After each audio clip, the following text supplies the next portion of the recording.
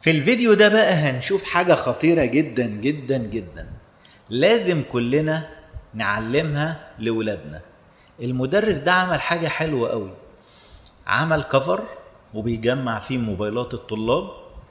وطبعا الموضوع ده يا جماعة ليه عامل نفسي قوي جدا جدا جدا، كلنا هنعرف معناه لما نشوف أطفالنا بتقدر تستغنى عن الموبايل وتدور على حاجات تانية وعوامل تانية ترفيهية أو تعليمية يهتموا بيها ويضيعوا وقتهم فيها.